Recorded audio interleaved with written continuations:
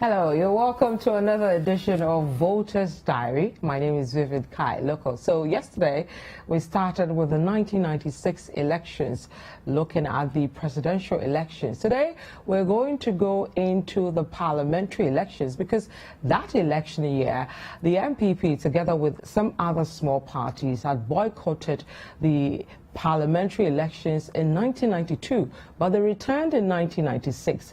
It was also the year that we saw the likes of E.T. Mensah, Nana Komia, Amele Tego, among others, coming to Parliament. We'll be looking at this and many more things for the 1996 elections. I'll come back in a bit and then I'll introduce to you the guys I'll be doing today's discussion with. Don't go away.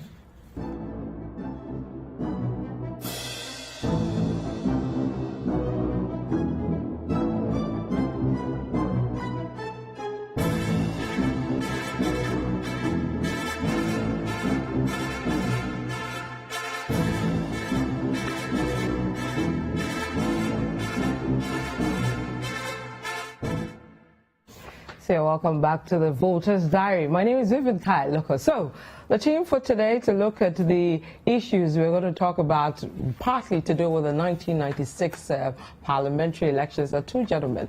I have Godfred Akotoboafo, head of current affairs for City TV and City FM. Godfred, welcome. Thank you very much. And then I have Kojo Akotoboati, head of new media here at City FM and City TV. Kojo, welcome. Thank you, Vivian. Okay, so yesterday we did a bit, actually everything around the presidential elections for 1996. Very interesting, very exciting. I don't know whether you can give us some three takeaways from that, and then we'll quickly segue into 1996 parliamentary elections. Okay, Vivian. So, like I was saying yesterday, the 1996 election in general was a very important election. It changed the face of what our democracy was going to become. And on the presidential side, we saw the emergence of J.A. Kufuor ahead of a certain Kwame Pianim for the NPP, who was supposed to be the preferred candidate, but based on alleged treasonous charges at the time, he was declared unfit.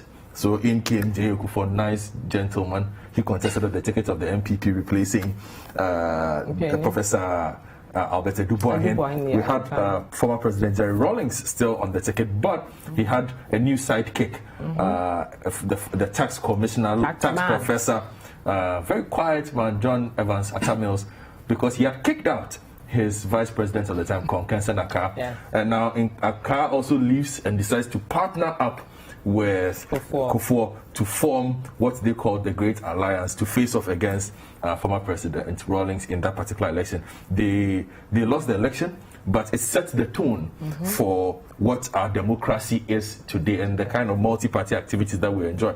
Again, in that particular election, we saw the use of the ballot box, we saw the compilation of the new voters register, we saw the change from the thumbprint card to the photo ID. We saw the participation of party agents in the registration process and in the election process. So we basically, the framework that forms our current election is what we saw. And based on that, Vivian, in the build-up to that as well, it affected the parliamentary election as well. And permission to... so let's go to the parliamentary. We know in 1992 they boycotted now before he enters the parliamentary, so three new names entered in 96. Professor Mills as running mate for Jerry Rawlings, Kufuor as flag bearer for the NPP Great Alliance, and then Edward Nasir Green Mahama, PNC flag bearer, replacing Dr. Hilary Man. That's one thing. Now after the elections too, what happened was that the candidates accepted defeat, the PNC accepted defeat, the NPP accepted defeat, and they were actually at the inauguration of Rawlings for a second term. Because in 1992 they said it was a stolen verdict. There was a boycott. So this particular elections, they conceded defeat and went for the inauguration of Rawlings for the second term. Now, in future discussions, we'll be looking at the North-South combinations. And in 1996, for example, the NPP, which also had a Great Alliance, had an all-Akan, all-Southern ticket. So Kufuor and his vice were all Southerners. All Christian too. All Christian and all male. And then the all male. Yes. The NBC also had a non-Akan, which is Rawlings, and an Akan, which is Mills. all male, all Christian, all Southerners. It was only the PNC that had a north-south, male-female, but all Christian tickets. Yes.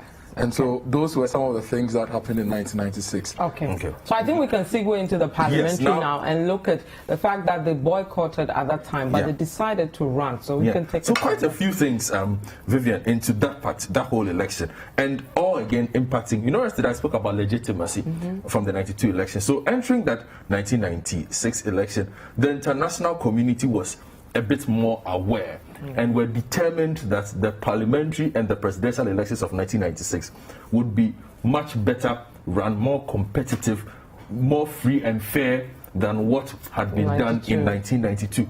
So we saw a lot of international involvement in our elections, and I'm just going to outline a couple of things that happened for you that helped us have the election, because it is strange how foreign partners, I wouldn't say it's strange, it's interesting, that is a much better word. It's interesting how foreign partners have held us around the waist to get to this point. And I'm going to tell you what each country supplied for that 1996 election. Okay, great. Right. So all in all, if you look at the amount, international partners put in $23 million at the time. At the time, so you can go back. 1996, somebody spends $23 million. You are the business correspondent. You can work the maths. Time value of money right now. That's a lot of money to spend. Now, if you do in 1996, $23 million by international partners. Now, if you look at Denmark, you see we moved from the Congo opaque box to the transparent one. Denmark gave us the transparent ballot boxes at the time. And do we know how much they gave us for that? No, they bought it. Okay, take it. Okay. Switzerland gave us security ballot bags and the seals. So that is it, the blue one with the seal? Yes. Okay. That one came from Switzerland. Okay. Canada. Ballot paper. Oh. Yes. So the ballot papers for the 1996 election came from Canada. So they brought it in from Canada. It was their sponsorship. Wow. Belgium provided the communications equipment that the EC used. Yes. Interesting. So, should I continue? Please do. Britain provided the registration forms and scanners. Okay. That's their donation. Okay. All right. I have two more countries for you. France, they provided the computer software. Wow. And then our good old friends from the US, they provided the multimedia CD-ROM computers and other equipment. So very diverse, you know, from all these top guns all chipping in. Making sure that this election was going to be free and fair. So that is how we had that election, presidential and parliamentary if you think about all the things we are doing now, we say Ghana beyond aid, right? 1996. That election was inside aid. It wasn't beyond aid because almost all the key components were donated to us. So what did our EC at the time that had become EC? What did they really do from their side without foreign help? Do we know? We don't know. Because everything that is key has been done anyway. But that was also because there were questions about would the government be interested in providing the funding. You see, here was the situation. We had the stolen verdict, and they had a litany of genuine complaints. Now, Afarijan, who in 92 was the deputy INEC boss, had been made EC boss coming into this election. The opposition didn't trust Afarijan. They saw him as a gerryman. So we've always had this opposition and in power who is trying. It's always been something. Post that election, everybody saw that, well, Afarijan perhaps not too bad. But in the build up to that election, there were suspicions based on what the opposition felt his allegiances were to the sitting government. So that is how we were even able to provide to have this particular election. Now, to the parliamentary election itself, it was also interesting in the sense that the NDC was very worried, Vivian. Why so? They were very, very worried about this combination of Nkrumahist and Dankwa Buzia traditions coming together. So the alliance did get to them. It did get to them, and I will explain later when we go through the numbers with Kojo how it affected them. I can see he's putting something up and how it went into their thinking. But in the campaign process, they were really worried by this, and in doing so, figured out that look, we have now MPP and PCP people coming to contest the primaries, the parliamentary elections. We need stronger candidates. Yeah. So their strategy. Yes. So, and also they wanted to enforce strict party discipline. They did not want to brood any nonsense. So some sitting MPs, almost 60 or 70 plus MPs were deselected. Yeah. And it was interesting, if you look at some of the MPs who were deselected, I have a couple of interesting names for you here. The names. Yes, I have them. The deselection didn't happen just like that. Those who were deselected were also taken care of. Yes. They were compensated so that they could support the candidates that were selected to run for the party to consolidate their position in parliament, because the alliance was coming and there was the risk of losing seats in parliament. And the government also wanted to have a majority and a stronger majority in parliament so that they could go ahead with whatever plans they wanted to execute. Okay. So we know 91 were deselected. Exactly. So of the 91, just to let me just mention two names for you. For those who are old enough, you will know E. Ayebiakwa, Dr. Alexander Ayebiakwa. Yes, he was a deputy defense minister of the time. I think he also did some work in local government, if I'm not mistaken.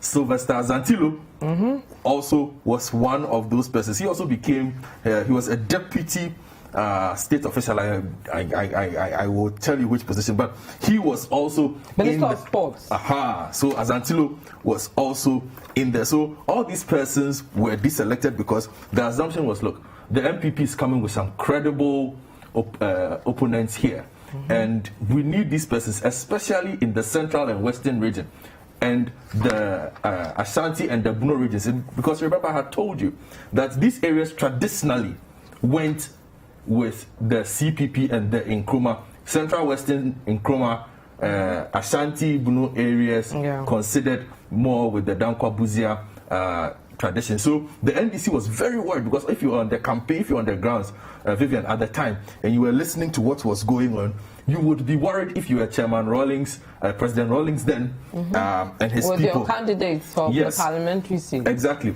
Now for the MPP side as well, they had carryovers from the boycotts. And if Gojo has that list, he can run you through some of the names, because they had a huge list of those who boycotted from 92. And a lot of interesting names. I think majority of the names came from the boycotts, because practically 1992 they didn't run for parliament. So a lot of those